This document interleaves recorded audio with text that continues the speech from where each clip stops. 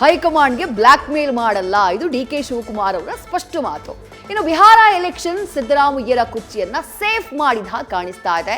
ಬಿಹಾರದಲ್ಲಿನ ತಪ್ಪು ಕರ್ನಾಟಕದಲ್ಲಿ ಪುನರಾವರ್ತನೆಯಾಗದಂತೆ ಕಟ್ಟೆಚ್ಚರವನ್ನ ಹೈಕಮಾಂಡ್ ವಹಿಸಿದೆ.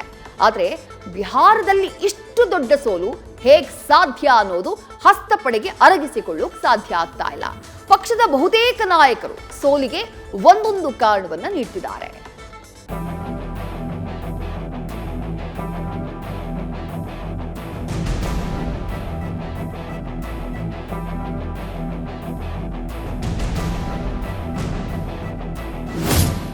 ಬುದ್ಧನ ನಾಡು, ಮಗಧ ಭೂಮಿ, ಚಳವಳಿಗಳ ನೆಲ, ಬಿಹಾರದಲ್ಲಿ ನಿಮ್ಮ ಸುನಾಮಿಗೆ ಗಠಬಂಧನ್ ದಿಕ್ಕೆಟ್ಟು ಪಾತಾಳ ಸೇರಿದೆ.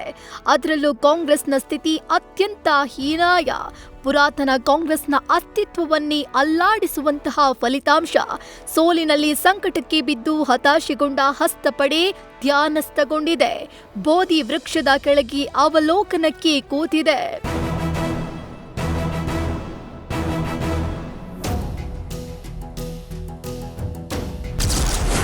ಬಿಹಾರದಲ್ಲಿ ನಿಮೋ ಸುನಾಮಿ, ದಿಕ್ಕೆಟ್ಟ ಕಾಂಗ್ರೆಸ್.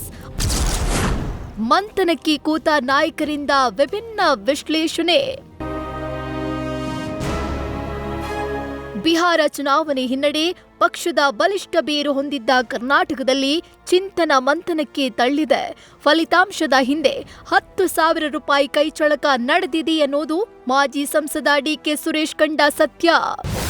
ಚುನಾವಣೆ ಪೂರ್ವವಾಗಿ ತಂತ್ರಗಾರಿಕೆಯಿಂದ ಗ್ಯಾರಂಟಿ ಯೋಜನೆ ನಮ್ಮ ರಾಜ್ಯದ ಗ್ಯಾರಂಟಿ ಯೋಜನೆಯನ್ನು ಅಲ್ಲಿ 2 ತಿಂಗಳಿರ್ಬೇಕಾದ್ರೆ ಅನುಷ್ಠಾನ ಮಾಡಿದ್ರು. ಹಾಗಾಗಿ ಮಹಿಳಾ ಮತದಾರರು ಎಲ್ಲರೂ ಕೂಡ NDA ಪರವಾಗಿ ಒಲ್ದಿದ್ದಾರೆ. ಸೊ 10,000 ರೂಪಾಯಿ ಒಟ್ಟಿಗೆ ಹಾಕಿದ್ರಿಂದ ಮತ್ತು ಸುಮಾರು ಚುನಾವಣೆಗೆ ಮುಂಚಿತವಾಗಲೇ ಸುಮಾರು 47 ಲಕ್ಷ ಮತಗಳನ್ನು ಕಿತ್ತಾಕ್ದಂಥದ್ದು. ಸೊ ಇವೆಲ್ಲ ಕೂಡ ಇದೆ. ಆದರೆ ಜನ ತೀರ್ಪು ಕೊಟ್ಟಿದ್ದಾರೆ. ತೀರ್ಪನ್ನು ಸ್ವಾಗತ ಮಾಡ್ತಾರೆ. ಬೆಳಗಾವಿ ಸಾಹುಕಾರ ಸಚಿವ ಸತೀಶ್ಗೆ ಇವಿಎಂ ಮೇಲೆ ಡೌಟು. ಆಯೋಗವೇ ಇದಕ್ಕೆ ಇತಿಶ್ರೀ ಹಾಡಬೇಕು ಅಂತ ಆಗ್ರಹಿಸಿದ್ರು. ಆದರೆ ಅಸೆಸ್ ಮಾಡಲು ತಪ್ಪಿರಬಹುದು ಅಂತ ಒಪ್ಪಿಕೊಂಡ್ರು. ಬಹಳಷ್ಟು ಆಸೆ ಇಟ್ಕೊಂಡಿದ್ರು ಎಲ್ಲರೂ. ಹರಿಯಾಣದಲ್ಲಿ ಕೂಡ ನಾವು ಭಾಳ ಹತ್ತಿರದಿಂದ ಸೋಲ್ತೀವಿ. ಸೊ ಕೆಲವು ರಾಜ್ಯದಲ್ಲಿ ಭಾಳ ಹತ್ತಿರದಿಂದ ಸೋಲ್ತೀವಿ, ಕೆಲವನ್ನ ಭಾಳ ಇದೆಲ್ಲ ಆಗೋದು ಚುನಾವಣೆಯಲ್ಲೆಲ್ಲ ನಡೆಯುವಂಥ ವ್ಯವಸ್ಥೆ ಅಷ್ಟೇ. ಇವಿಎಂ ಬಗ್ಗೆ ಯಾವಾಗಲೂ ಡೌಟ್ಫುಲ್ ಇದ್ದೇ ಇದೆ. ಅದನ್ನು ಕೇಂದ್ರ ಸರ್ಕಾರ ಅದ್ರ ಬಗ್ಗೆ ಸ್ಪಷ್ಟನೆ ಪಡಿಸುವವರೆಗೆ ಇದು ಡೌಟ್ಫುಲ್ ಇರುವವರೆಗೆ. ವಿಜಯಪುರದ ಪಾಟೀಲರಿಗೆ ಈ ಫಲಿತಾಂಶವು ಸಂಶಯ ತಂದಿದೆ. ಆದರೆ ಮತ ಕಳ್ಳತನ ಆಗಿದ್ದನ್ನ ಎಂಬಿ ಪಾಟೀಲರು ಪ್ರಸ್ತಾಪಿಸಿದ್ದಾರೆ.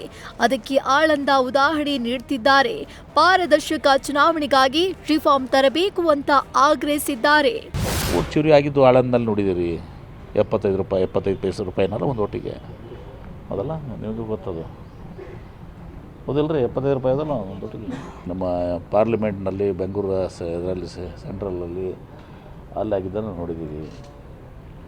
ಎಲ್ಲೋ ಒಂದು ಕಡೆ ಎಲೆಕ್ಷನ್ ಕಮಿಷನ್ನು ಈ ರಿಫಾರ್ಮ್ಸ್ ತರಬೇಕು. ಅವರು ಸುಮ್ಮನೆ ಅಫಿಡವಿಟ್ ಹಾಕಿ ಅದು ಮಾಡಿ ಇದು ಮಾಡಿ ಅಂತನ್ನಾಗೋದು ಬೇಡ.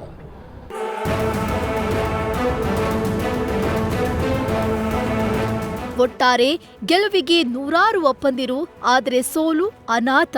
ಈ ಅನಾಥ ಪ್ರಜ್ಞೆ ಕಾಡಲು ಕಾರಣಗಳ ಹುಡುಕಾಟ ನಡೀತಾ ಇದೆ. ಆ ಕಾರಣ ಡೆಲ್ಲಿ ಅಂಗಳದಲ್ಲೂ ಮುಂದುವರೆದಿದೆ. Political bureau, news first. News first ನಿರ್ಭೀತಿಯಿಂದ ನಿಮ್ಮ ಪರವಾಗಿ.